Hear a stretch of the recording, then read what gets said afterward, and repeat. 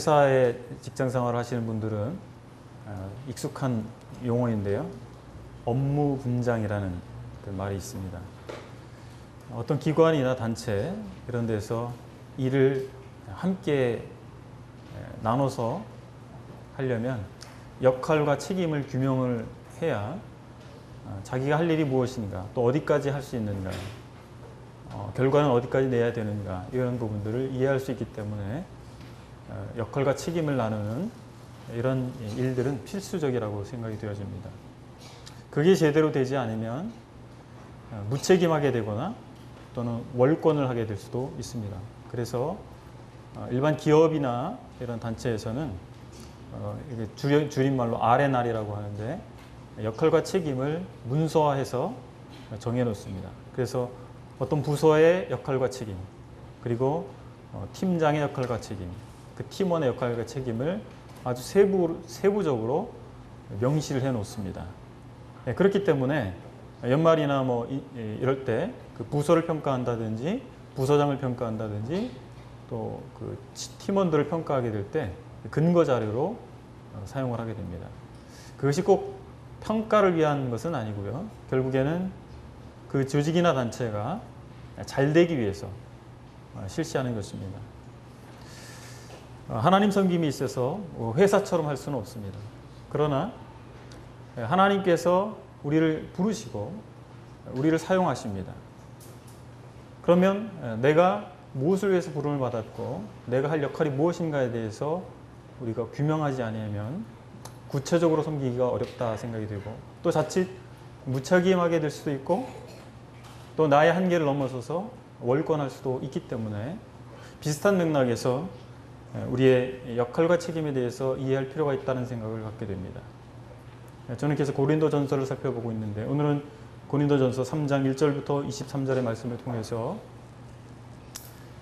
하나님의 동역자들이라고 하는 제목을 가지고 우리가 하나님의 동역자라고 하는 타이틀을 받았는데 어떤 역할을 또 어떤 책임을 가지고 있는가, 이런 부분들을 살펴보기를 원합니다. 다 읽진 않고 먼저 9절만 함께 읽었으면 좋겠습니다. 고린도전서 3장 9절입니다. 성경을 펴시고요. 고린도전서 3장 9절 함께 읽겠습니다. 시작. 우리는 하나님의 동역자들이요 너희는 하나님의 밭이요 하나님의 집이니라.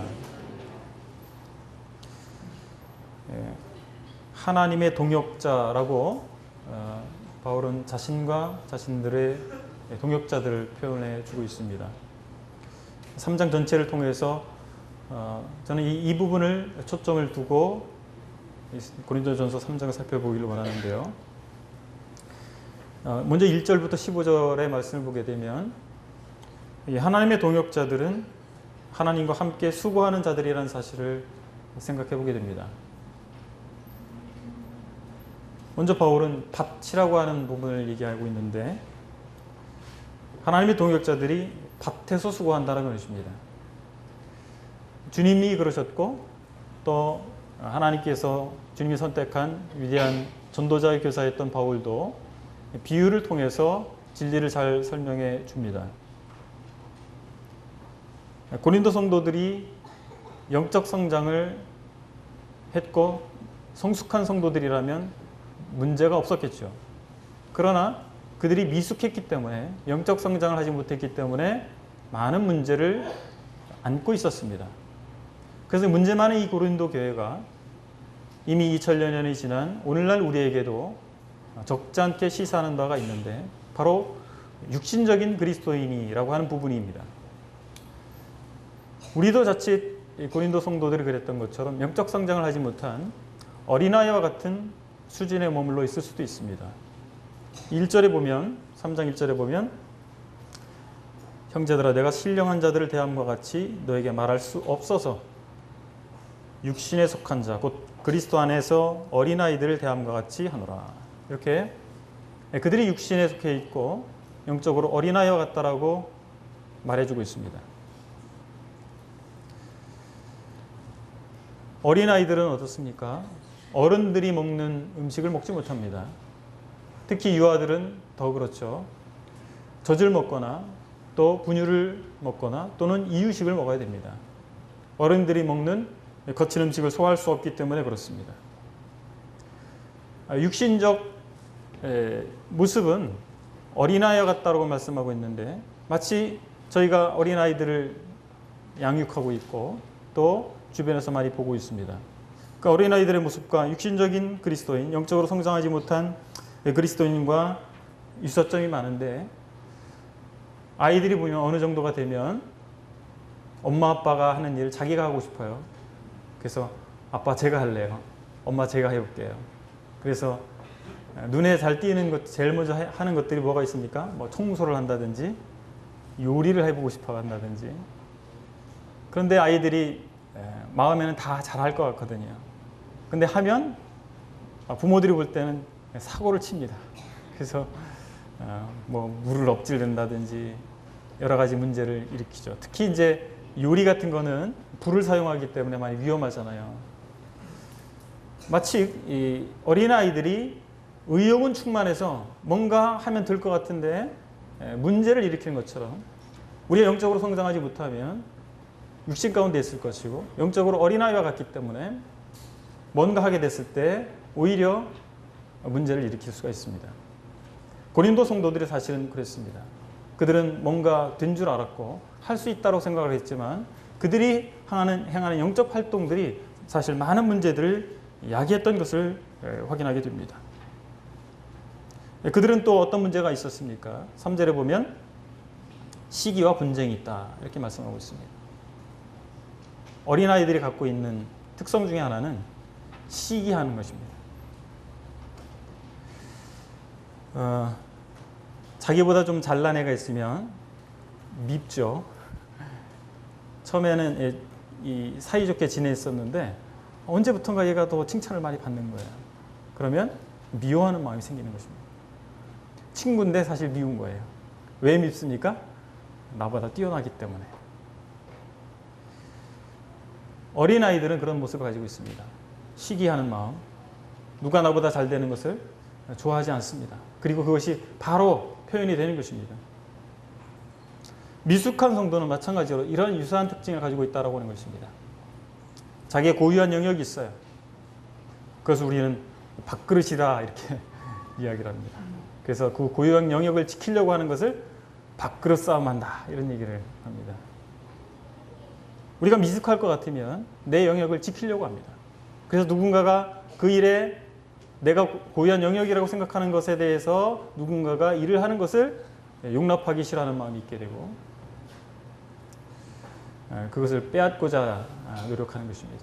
아이들이요, 자기 것이라고 하는 생각이 생길 때가 있어요. 그렇죠? 키워보셨으니까 다 아실 겁니다. 내 거라고 하는 개념이 생기면요, 친구가 놀러 왔어요. 그러면 같이 장난감을 같이 갖고 놀아야 되는데 내 거라고 하는 생각이 있으니까 뺏길 것 같은 거예요. 그래서 계속 자기 장난감 챙기느냐고 정신이 없습니다. 함께 놀지 못하는 거예요. 싸우고 울고 그런 경험들이 있으시죠. 아이들 키우다 보면. 사실 우리 영적인 면에서도 비슷한 현상이 나타나는 것입니다. 미숙한 사람들은, 영적으로 어린 사람들은 자기 것을, 자기의 영역을 정해놓고 그걸 지키려고 합니다. 그래서 뭔가 비슷한 자기의 영역에 속한 어떤 일들을 누군가 하게 됐을 때 그 사람이 나보다 더 뛰어난 모습을 가지고 있게 될 때 시기하는 마음이 생기게 되고 분쟁이 일어나는 것입니다. 갈등이 유발되는 것입니다. 우리는 하나님의 동역자들인데 피차 공동의 목표를 향해서 함께 가는 사람들입니다. 그런데 우리가 영적으로 어릴 때, 어린 가운데 있게 되면 우리는 서로를 동역자로 보지 아니하고 경쟁자로 보게 됩니다. 그래서 경쟁자는 무엇입니까? 그 사람이 잘못돼야 내가 좋은 거예요. 내가 그 사람보다 뛰어날 때 좋은 것입니다. 경쟁이라고 하는 건 그렇습니다. 전에도 저는 자주 이런 말씀을 드렸죠. 우리 한국의 문화는 경쟁의 문화입니다. 그래서 1등만 대접받죠. 올림픽 나가서 금메달을 따지 못하고 은메달 따면 별로예요. 은메달도 대단한 거거든요. 동메달은 얻었었으니까 동메달도 대단한 거예요. 근데 우리는 금메달만 기억합니다. 이 어려서부터 이런 문화 가운데 살다 보니까 믿음 안에서도 경쟁심을 가지고 있습니다. 그래서 동역의 대상이 아니고 또 하나님의 하나 된 지체의 모습이 아니라 경쟁의 대상, 딛고 일어서야 될 대상, 해 제껴야 될 대상으로 착각하게 돼요. 여전히 내가 어린 가운데 있기 때문에, 육신적인 가운데 있기 때문에 그런 생각을 갖게 된다는 사실입니다. 나이가 들고 성숙해지면 그 어리석은 일을 버리는 것이지 아니겠습니까? 그러나 여전히 우리가 그런 마음이 있다 할 것 같으면 나는 영적으로 어린 자입니다. 그래서 주님 앞에 주님 저를 변화시켜 주십시오. 저를 성장시켜 주십시오. 라고 하는 기도를 해야 될 사람이 될 것입니다. 또한 인간 중심의 분파들이 일어나게 됩니다. 영적으로 어리기 때문에 사람 중심으로 보이게 됩니다. 4절에 보게 되면 나는 바울에게라 하고 다른 이는 나는 아볼로에게라 하니 너희가 육의 사람이 아니리요. 어리석은 사람들, 영적으로 어린 사람들, 또 육신적인 사람들은 분파를 만듭니다. 그것이 그들의 죄였습니다. 그들의 가장 큰 문제, 고린도교에 나타났던 가장 큰 문제는 파를 나누는 것이었습니다. 그러나 그들은 매우 정당성을 가지고 있는 파였습니다. 바울은 얼마나 뛰어난 전도자였고 일꾼이었습니까? 아볼로도 훌륭한 교사였습니다. 그래서 그분을 존경하는 것 그 자체는 정당성이 있는 것입니다. 그분의 가르침을 쫓는 것 그것은 정당성이 있는 것입니다. 그러나 그들의 마음 가운데 정당성은 있을지 몰라도 육신적인 것이 그 내면에 있었다는 사실입니다. 외면적인 정당성은 얼마든지 만들어낼 수 있습니다. 우리는 그리스도인이기 때문에 성경이 무엇을 말씀하고 있는지, 하나님께서 무엇을 요구하는지에 대해서 머리로 다 알고 있습니다. 아이들이요, 머리로는 다 압니다. 뭐가 잘못해, 자기가 잘못하고 있는 줄 알아요. 그런데요, 그것을 관철시키기 위해서 꾀를 부립니다. 또는 떼를 써요. 그 아이들의 특징이잖아요. 근데 부모는 다 알잖아요. 얘가 지금 떼를 쓰고 있다는 거, 꾀를 부리고 있다는 거 다 알고 있습니다. 우리는 하나님께서 뭘 요구하시는지에 대해서 관념적으로 다 이해하고 있기 때문에 정당성을 반드시 주장하고 표면에 내세우고 어떤 일을 하고 자기 입지를 주장하게 됩니다. 그러나 그 내면 가운데 육신적인 것이 도사릴 수 있을 수 있다는 사실입니다. 자신들 외에 다른 사람들을 용납지 않게 될 때 그것은 아무리 정당성을 가지고 있다 할지라도 하나의 분파가 되는 것입니다. 파가 무엇입니까? 우리는 파를 갖고 있지 않습니다. 그러나 우리가 다른 이들에 대해서 용납하지 않게 될 때, 나와 분별이 다른 것에 대해서 용납하지 않게 될 때 우리는 파명이 없는 파가 되는 것입니다. 그렇지 않을까요? 우리 모임 안에서도 마찬가지입니다. 역사 가운데 많은 분열이 있었습니다. 그 이유는 무엇입니까? 저는 적지 않은 부분에 있어서 물론 하나님의 말씀을, 진리를 수호하기 위해서 그 열정 때문에 갈라진 경우도 많이 있습니다. 그러나 적지 않은 경우에 육신적이기 때문에 갈라진 경우도 많이 있다는 사실입니다. 바울은 계속해서 그들이 분파를 이뤘던 그 핵심 인물, 중심 인물이 됐던 그들이 추구했던 그 바울이나 아볼로에 대해서 그들은 무엇인가, 그들의 역할이 무엇인가에 대해서 말씀하고 있는데 5절에 이렇게 말씀하고 있습니다. 아볼로는 무엇이며 바울은 무엇이냐? 그들은 주께서 각각 주신 대로 너희로 하여금 믿게 한 사역자들이니라. 자, 바울이나 아볼로가 그들이 지도자로 숭상했던 바울이나 아볼로가 누구라고요? 사역자들이다. 여러분, 우리말 성경에는 사역자로 되어 있는데요. 영어 성경에 보면 servant, 종이라고 표현되어 있습니다. 여러분, 사역자가 어떤 지위나 권세를 가지고 있는 사람입니까? 사역자 이렇게 하면 좀 그런 느낌이 드는 것 같아요. 어느 정도 우리는 호칭을 남발하지 않고 주의 깊게 사용하는데 어느샌가 모르게 사역자 하면 좀 권위 있는 어떤 사람인 것처럼 그렇게 여겨지고 있다는 사실입니다. 그런데요, 사역자는 종입니다. 종은 종이에요. 종을 종님 이렇게 하나요? 어법에 맞지 않는 것입니다. 종은 종놈 이렇게 해야지 맞지. 종님 하는 경우는 없습니다. 님자는 존칭어입니다. 높여 부르는 말이에요. 그래서 우리말 어법에 맞지 않는 것입니다. 그 말은 무엇입니까? 종이라는 거예요. 바울이나 아볼로는 종일 뿐이라는 사실입니다. 언어가 변하죠. 어의 전성, 말의 뜻이 변한다. 그래서 어의 전성입니다. 16세기의 언어와 지금의 언어가 다릅니다. 그래서 아마 16세기의 사람을 우리가 만난다 할 것 같으면 말이 통하지 않을 거예요.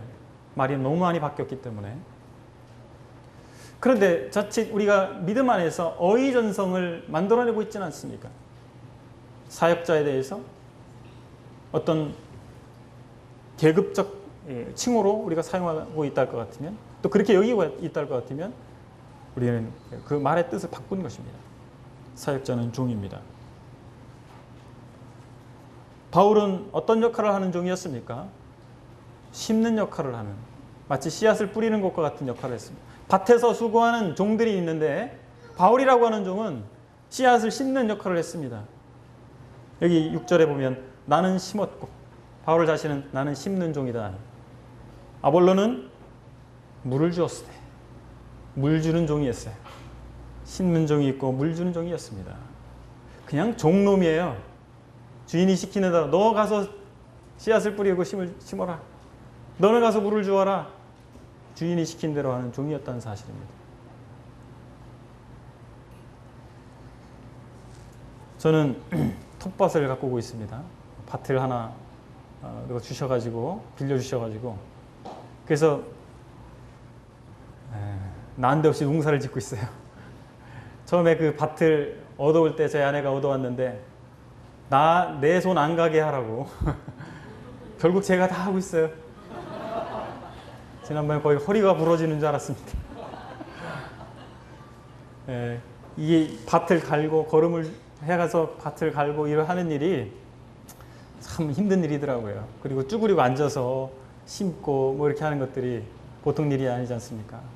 저는 또 무릎도 안 좋은데. 근데 사실 나머지 부분들은 저희 아버지가 다 하십니다. 뭐 이렇게 비료도 주시고 이렇게 풀도 뽑으시고 아버지가 다 하시는데, 제가 단언하건대 저와 아버지가 하는 일은 밭 갈고 씨 뿌리고 풀 뽑는 것뿐입니다. 잘하게 하는 것은 저희가 하는 게 아니더라고요. 누가 하십니까? 하나님께서 하십니다. 우리는 수고하는 것입니다. 수고하는 것은 맞지만 결국엔 성장시키는 것은, 실제로 생명을 주시고 그 생명이 자라게 하시는 것은 하나님 손에 있다는 사실입니다. 우리가 이 부분을 잊어서는 안 됩니다. 우리는 종들입니다. 훌륭한 종이 있고 크게 쓰임받는 종이 있을 뿐이지 그들이 주인이 아닙니다. 하나님께서 그들을 부르셨고 그들에게 일을 맡기신 것입니다. 그리고 결과를 내시는 분은 누구십니까? 하나님이십니다. 9절에서 말씀하고 있지 않습니까? 우리는 하나님의 통역자리.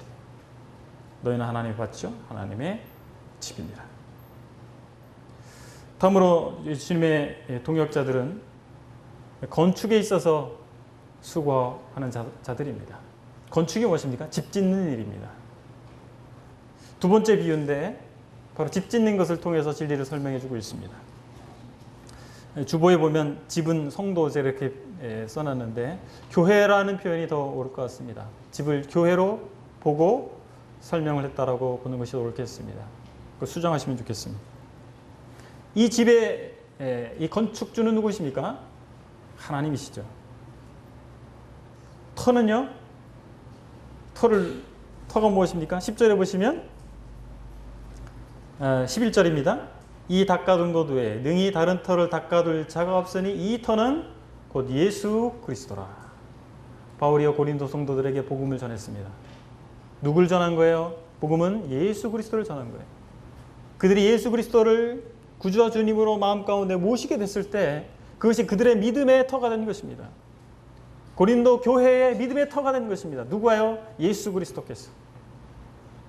그런데 그들이 나는 바울에게 속했습니다. 나는 아볼로에게 속했어요. 나는 게바에게 속했습니다. 이렇게 자기의 터를 부정하는, 자기 믿음의 근간을 부정하는 행위들을 하고 있었던 것입니다. 그래서 이것 외에 예수 그리스도 외에 다른 터를 닦으면 안 된다. 바울이 이렇게 말하고 있지 않습니까? 잘못된 가르침의 가장 큰 특징은 무엇입니까? 사람의 터를 이야기합니다. 그들에겐 교주가 있습니다. 사람 중심으로 교주의 가르침, 그 교주가 얼마나 대단한 사람인가에 대해서 그 프로필을 만들어냈습니다. 잘못된 가르침들을 하고 있는 사람들, 이단들의 특징을 잘 보십시오. 그 교주가 신격화되어 있습니다. 신격화됐다는 무슨 말입니까? 예수 그리스도의 터가 아니라는 거예요. 바로 그 교주가 터예요. 그 종교 집단의 터는 바로 그 교주가 되는 것입니다. 사람이 그 자리를 대체하는 것입니다. 우리는 이단적 사상을 가지고 있는 사람들이 아닙니다. 그러나 우리가 위험에 빠질 수 있습니다. 어떤 위험이에요? 예수 그리스도를 터로 삼지 않는 위험입니다. 내가 터가 될 수도 있고요. 또 뛰어난 내가 선호하는 어떤 사람이 터가 될 수 있다는 사실입니다. 하나님의 교회는 어떤 터 위에 세워져야 됩니까? 바로 예수 그리스도이십니다. 이 교회의 주인은 누구십니까? 바로 우리 주님이십니다.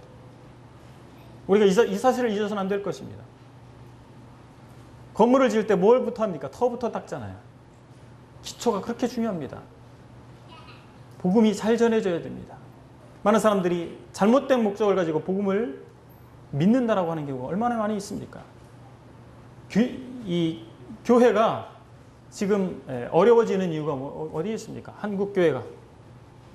우리 브레드렘 포함해서 전체 한국교회를 말씀드리는 겁니다. 여과정치가 없어요. 그냥 교회에 나오면 교인이 되는 것입니다. 그들이 어떤 목적을 가지고 교회에 나왔는지 다양하지 않습니까?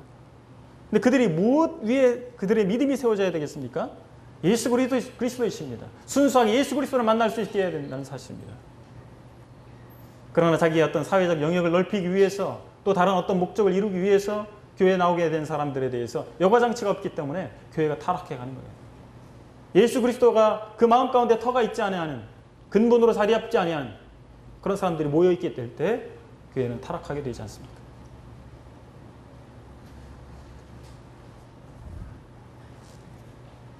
터 위에 이제 집을 짓게 되는데 이 건물에 이 집을 짓는 사람들이 누굽니까? 집 짓는 일꾼들이에요. 아까는 이제 밭에서 농사 짓는 일꾼이었는데 이제 집 짓는 일꾼입니다. 그래서 집 짓는데 누구는 목공 일을 합니다. 목수 일을 하고요. 누구는 미장 일을 하고 누구는 뒤에 옆에서 그걸 이제 우리말로는 그걸 뭐라고 하죠? 보조 역할을 하는 것은 다 일본말로 돼 있어가지고 공적인 자리에서 일본말 할 수는 없고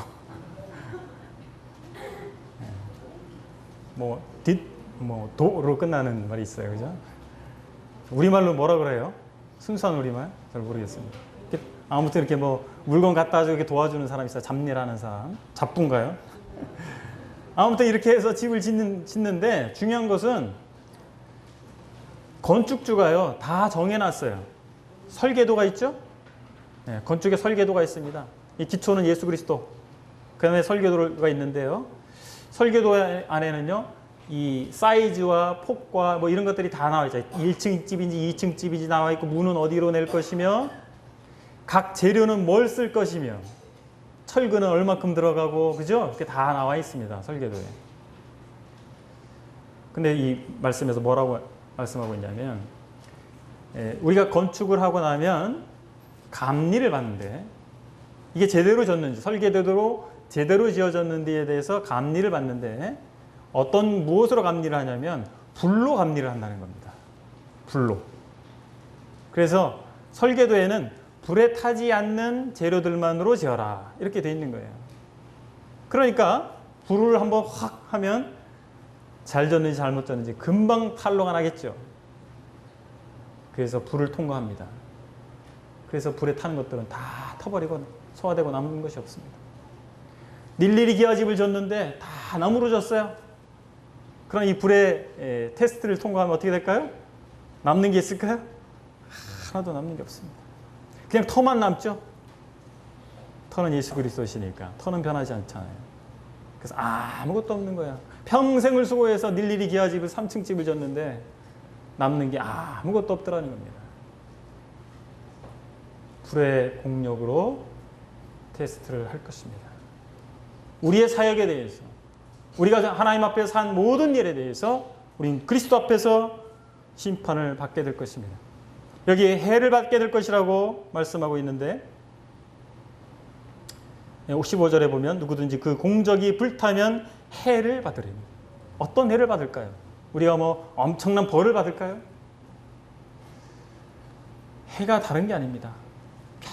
평생을 걸쳐서 이룬 것들이 아무 쓸데없는 것이라는 거예요. 그렇게 됐을 때 우리는 어떤 마음이 들까요?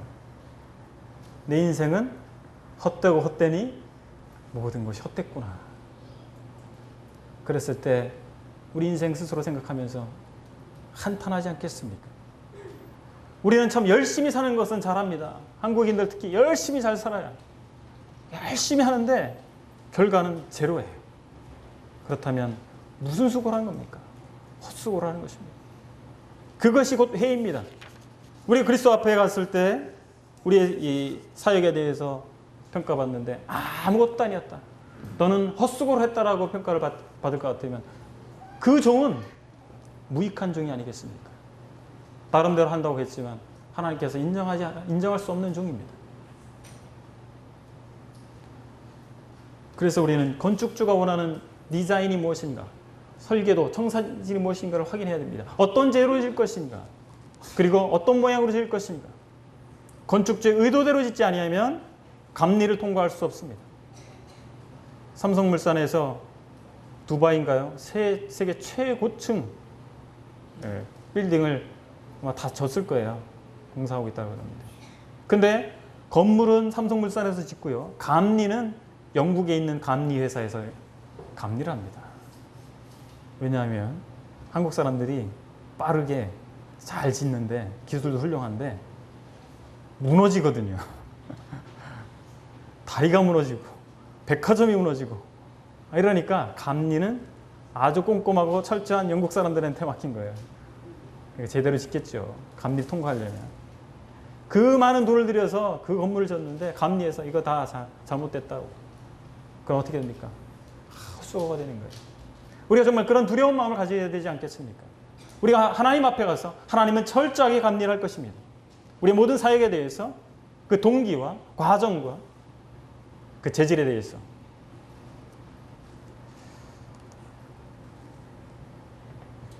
이제 16절, 17절을 보게 되면 바로 하나님의 동역자들은 곧 하나님의 성전이라는 사실을 말씀해 주고 있습니다.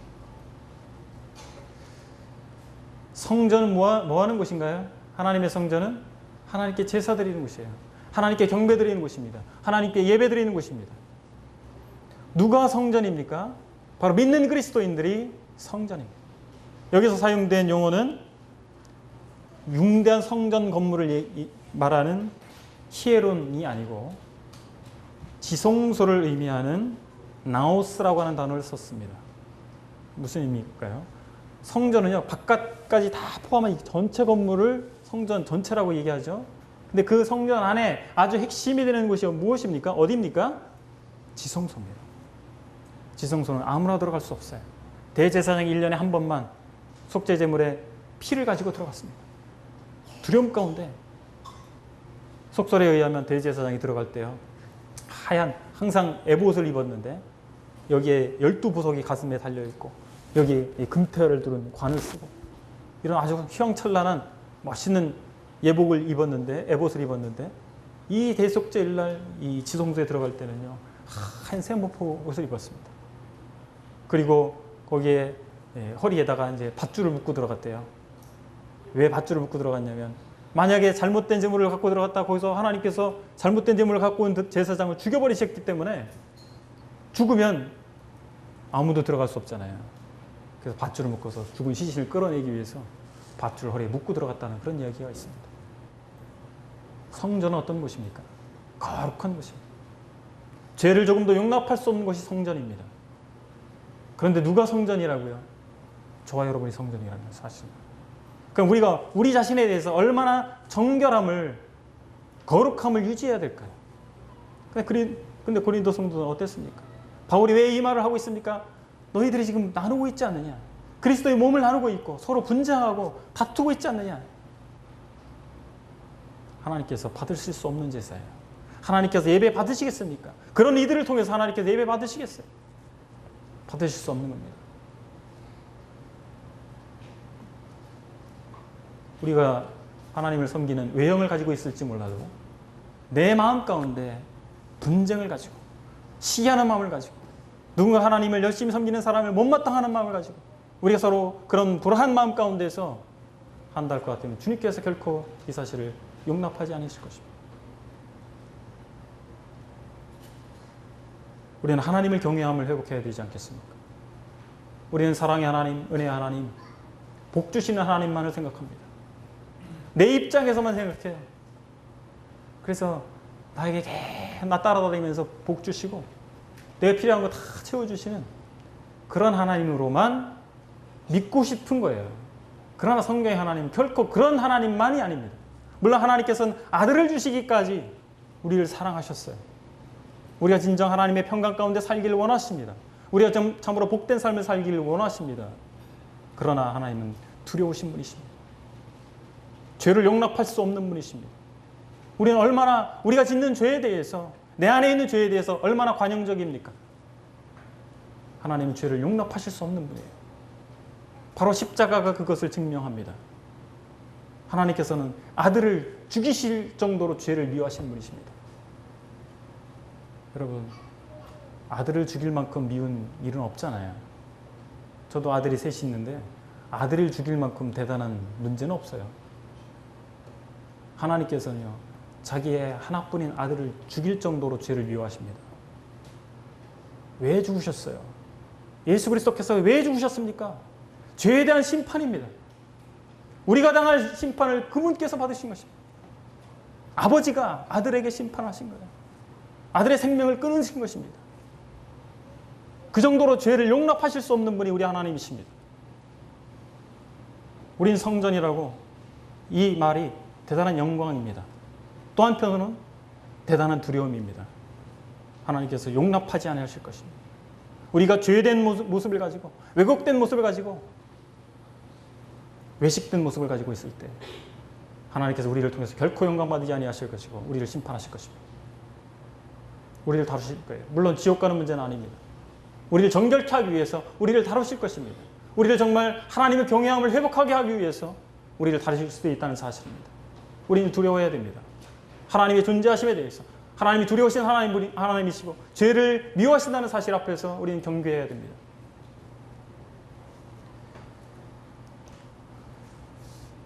마지막으로 이제 18절 이하에서 하나님의 동역자들인 성도는 하나님의 것이다.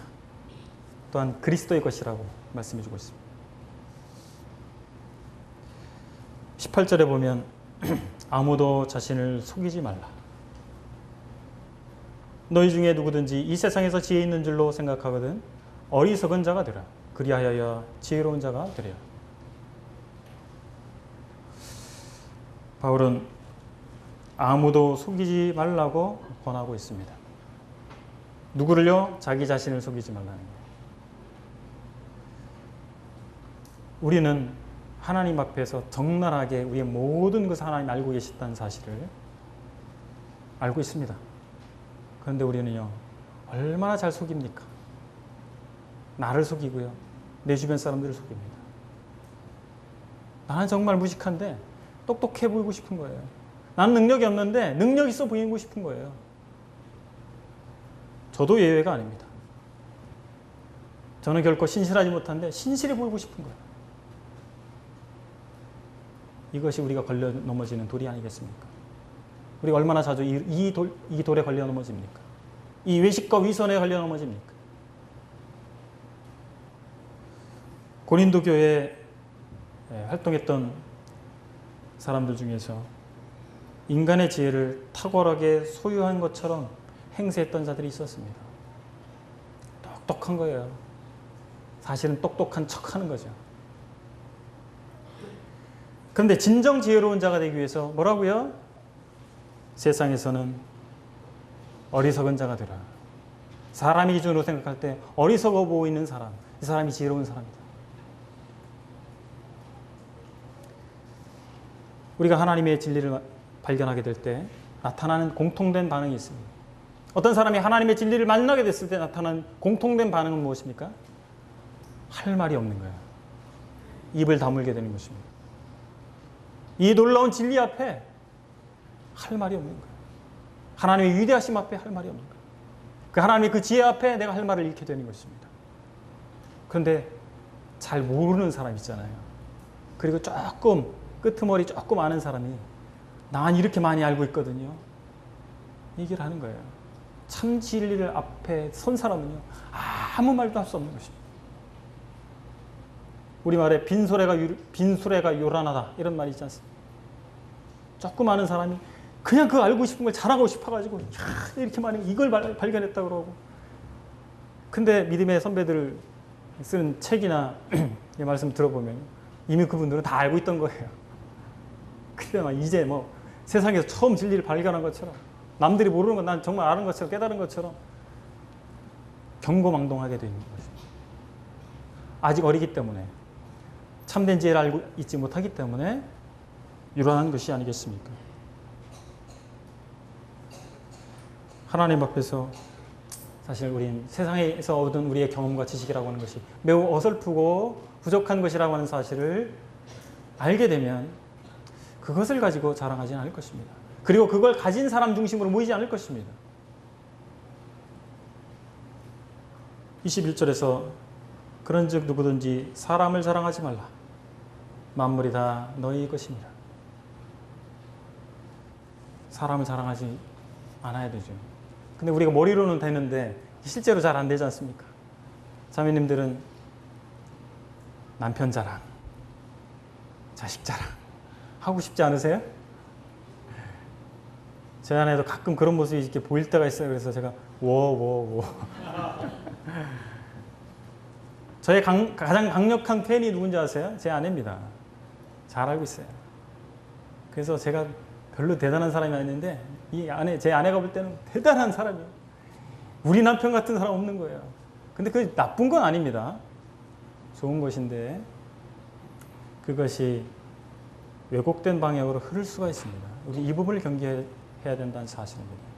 지나친 칭찬, 지나친 존경, 지난 시간에 말씀드렸죠? 그것이 우상화입니다.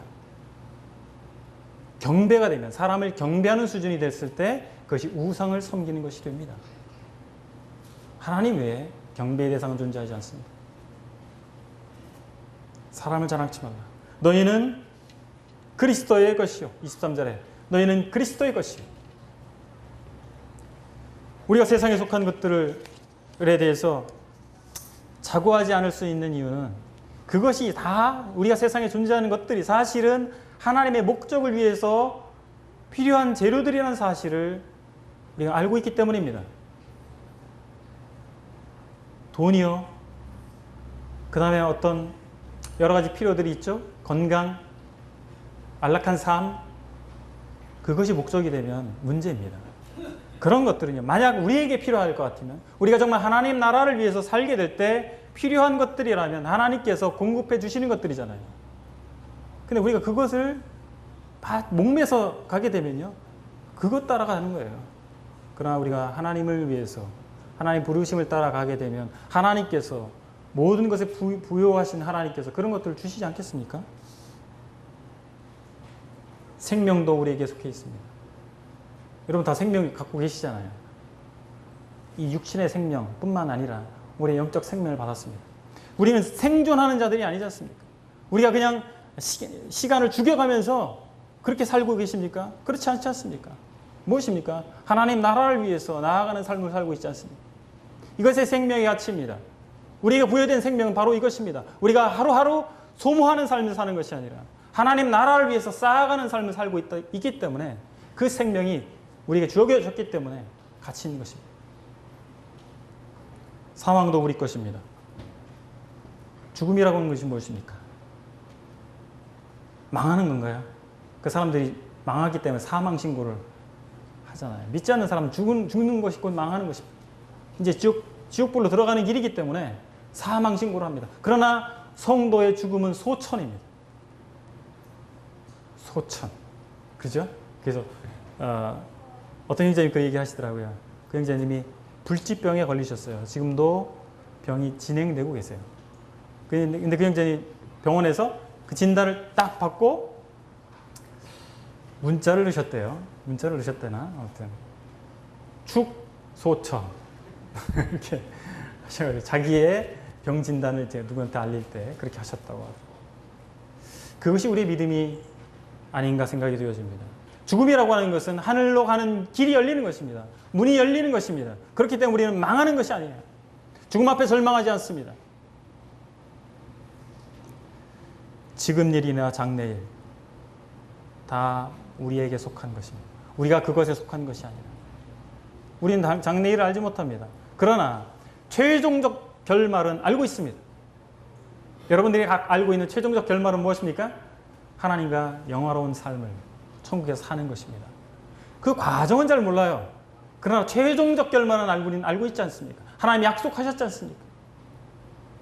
지금 일이나 장래일이나 다 우리 것입니다. 그렇기 때문에 이 세상에 있는 것들이 사실은 우리를 위해서 움직이고 있다는 사실을 우리 알 것 같으면 그것에 집착하지 않을 것입니다. 이 세상이 우리를 위해 움직이고 있다는 사실을 믿으십니까?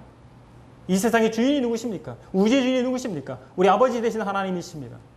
우리가 하나님을 위해서 하나님 부르심을 따라 살아갈 것 같으면 하나님께서 이 세상을 우리를 위해서 움직이고 계시고 움직이실 것입니다.